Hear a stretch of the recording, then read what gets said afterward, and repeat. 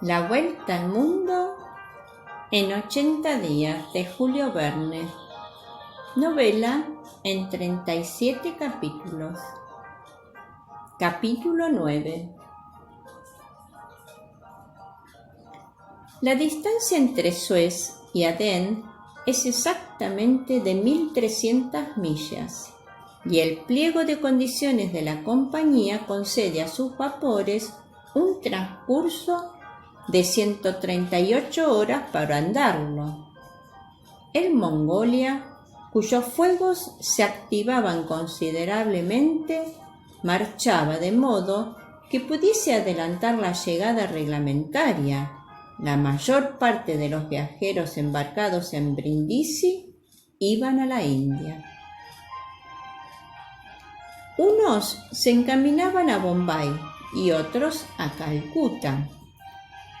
Pero por la vía de Bombay, porque desde que un ferrocarril atraviesa en toda su anchura la península hindú, ya no es necesario doblar la punta de Ceilán. Entre los pasajeros del Mongolia había algunos funcionarios civiles y oficiales de toda graduación. De estos, pertenecían unos al ejército británico propiamente dicho, otros mandaban tropas indígenas de cipayos, todos con muy buenos sueldos, aun ahora después que el gobierno se ha sustituido a los derechos y cargas de la antigua Compañía de las Indias. Los subtenientes tenían 300 libras de sueldo, los brigadieres 2.500 y los generales 4.000. Se vivía, por lo tanto, bien a bordo del Mongolia entre aquella sociedad de funcionarios con los cuales alternaban algunos jóvenes ingleses que con 1.000.000 en el bolsillo iban a fundar a lo lejos establecimientos de comercio. El purser, hombre de confianza de la compañía, igual al capitán a bordo, lo hacía todo con suntuosidad. En el lunch de las 2, en la comida de las 5:30, en la cena de las 8, las mesas crujían bajo el peso de la carne fresca y de los entremeses que suministraba la carnicería y la repostería del vapor. Las pasajeras, de las cuales había algunas mudaban de traje 2 veces al día. Había músicos y hasta baile, cuando el mar lo permitía. Pero el Mar Rojo es un mar caprichoso y con frecuencia proceloso, como todos los golfos largos y estrechos. Cuando el viento soplaba de la costa de Asia o la de África, el Mongolia, de casco fusiforme, tomado de través, sufría espantosos vaivenes. Las damas desaparecían entonces, los pianos callaban, los cantos y las danzas cesaban a un tiempo. Y entre tanto, a pesar de la ráfaga y a pesar de las olas, el vapor, impelido por su poderosa máquina, corría sin tardanza hacia el estrecho de Bab el-Mandeb. ¿Qué hacía Phileas Fogg durante aquel tiempo?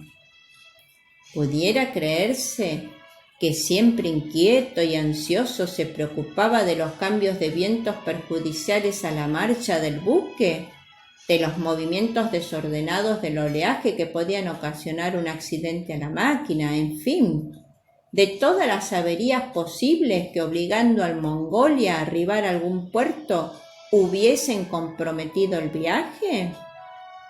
De ningún modo. O si pensaba en estas eventualidades, no lo dejaba cuando menos traslucir. Era siempre el hombre impasible, el miembro imperturbable del Reform Club, a quien ningún incidente o accidente podía sorprender. No parecía mucho más conmovido que el cronómetro de a bordo. Raras veces se le veía sobre el puente. Por cuidado, quedaba observar aquel marrón rojo tan frecuente en recuerdos y teatros de las primeras escenas históricas de la humanidad. No acudía a reconocer las curiosas poblaciones diseminadas por sus orillas y cuyos pintorescos perfiles se destacaban de vez en cuando en el horizonte. Ni siquiera pensaba en los peligros de aquel golfo, que siempre han hablado con espanto los antiguos historiadores Estrabón, Arriano, Artemidoro, Edris, en el cual no se aventuraban los navegantes antiguamente sin haber consagrado su viaje con sacrificios propiciatorios.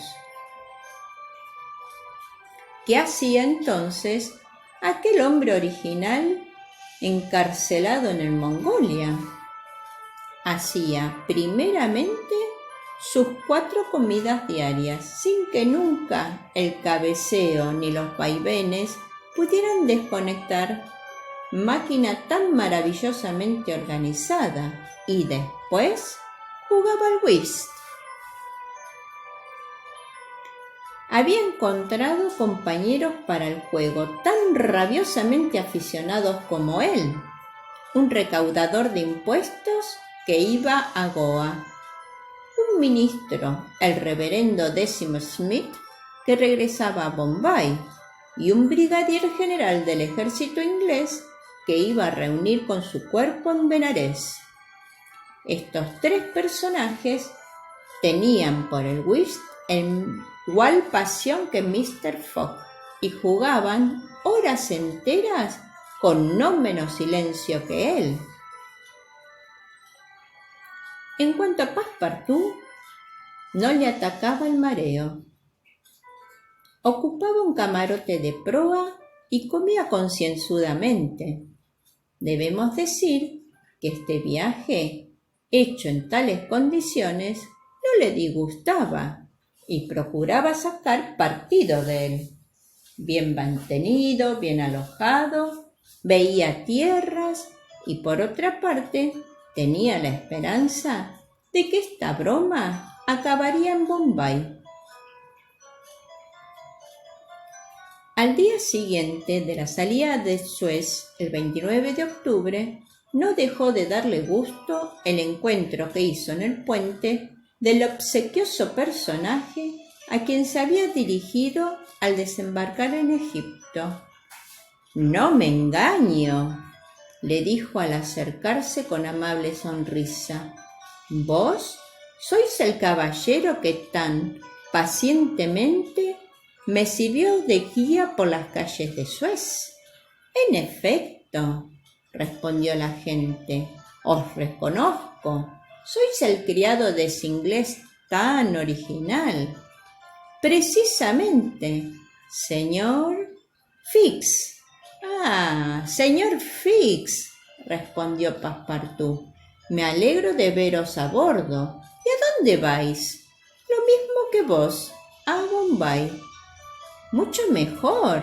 ¿Habéis hecho ya este viaje?» «Ay, muchas veces», respondió Fix. «Soy agente de la Compañía Peninsular».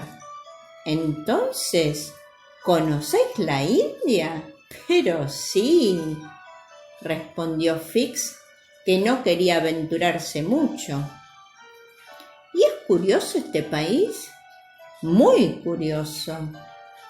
Mezquitas, minaretes, templos, faquires, pagodas, tigres, serpientes, bayaderas, pero debemos esperar que tendréis tiempo de visitarlo». «Así lo espero, señor Fix. Ya comprenderéis que no es permitido a un hombre de entendimiento sano pasar la vida saltando de un vapor a un ferrocarril y de un ferrocarril a un vapor, con el pretexto de dar la vuelta al mundo en 80 días. No, toda esta gimnasia terminará en Bombay, no lo dudéis». «¿Y se encuentra bien, Mr. Fogg?», preguntó Fix, con el acento más natural del mundo. Muy bien, señor Fix, y yo también, por cierto. Como lo mismo que un ogro en ayunas. Es el aire de mar. Pero nunca veo a vuestro amo sobre el puente. Nunca. ¿No es curioso? ¿Sabéis, señor Passepartout, que este pretendido viaje en 80 días pudiera muy bien ocultar alguna misión secreta? ¿Una misión diplomática, por ejemplo?